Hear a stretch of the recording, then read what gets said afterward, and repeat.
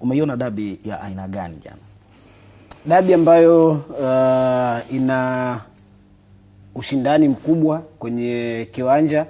Dabi ambayo pia ilikuwa na tafsiri nzuri sana za kimbinu kwa walimu wa timu zote mbili.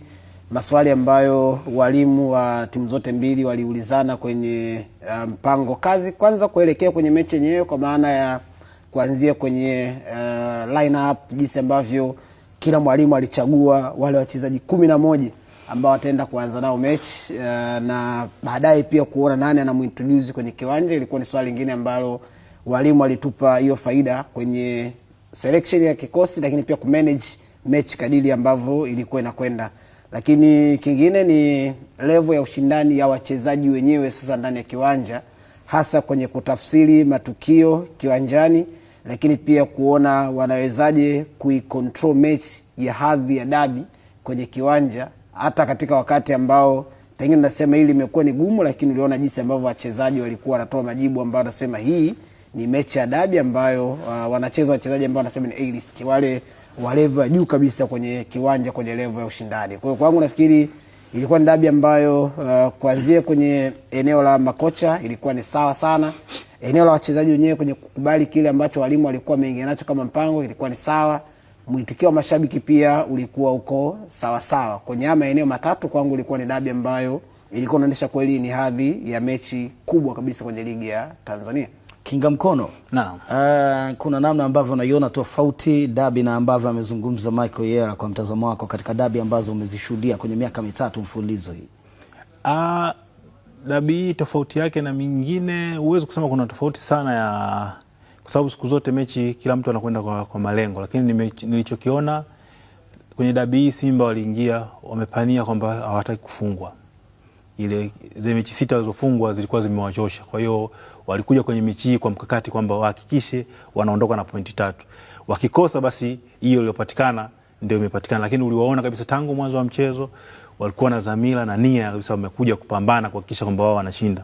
Kwa hiyo uliwaona wanaanza mchezo kwa kasi, wanashambulia kwa kasi, wanajituma sana kiasi ambacho cha kuwapa Yanga wakati mgumu wa kushindwa kujipanga na kutulia na kucheza ule mpira wao waliozoea. Kwa hiyo hawakuwapa Yanga nafasi ya kutosha kuweza kuwashambulia na kuwafikia wao. Unaona pale kipindi cha kwanza kinaisha, Yanga hawajapiga shuti lilolenga lango kwa goalkeeper. Kwa hiyo unaona kabisa kwamba Simba walikuwa wamefanikiwa. Kwa hiyo huo ni mpango ambao walikuwa Simba wanao. Wamefika mara nyingi golini, Yanga wamefika mara chache. Umemwona Depo kuonekana, Dube kuonekana.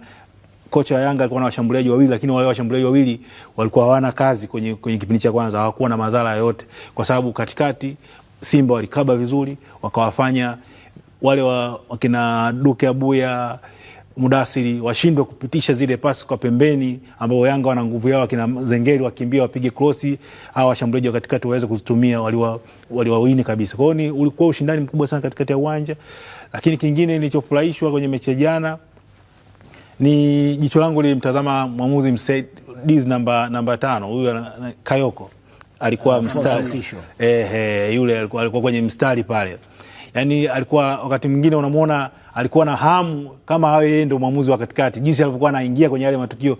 Kameramani kama angekuwa na jicho fulani ambao kama nilikuwa naliona mimi, angewapa watu raha sana kwa kumtazama Kayoko, jinsi alivyokuwa na ule mdadi wa kutaka kuchezesha na kuingia, kiasi ambacho matukio mengi yalikuwa kama anataka kuingia uwanjani kwenda kuzuia jambo lisiendelee kwa sababu ni faulu au ni nini.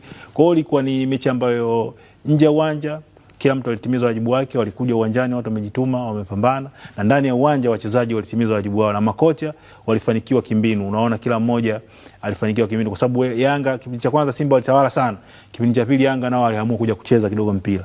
Kwa hiyo kaona kidogo kwa na balance, sasa tunapishana, Yanga wakawa wanapishana na Simba, tofauti na kipindi cha kwanza ambacho Yanga muda mwingi walikuwa wamekaa nyuma. Unaona wakawaacha Simba washambulie sana. Kipindi cha pili Yanga walianza ndo wakafika sana golini kwa Simba. Umeona, na hata shuti la Dube lilionekana kipindi cha pili kwa sababu ile pressure iliyokuwa wanaileta Yanga kwenye kipindi cha pili. Kwa hiyo nadhani kwa kocha wa Yanga alikuwa na mpango, lakini alishindwa kujua jinsi silaha zake anavyozitumia kuwashambulia zaidi Simba ili awatumie washambuliaji wake waonekane. Kwa hiyo kama waliwapa washambuliaji kazi ya kuwa warudi nyuma kukaba, kwa hiyo wakakosa ile nafasi na nguvu ya kupata faida ya wale washambuliaji wawili pale mbele.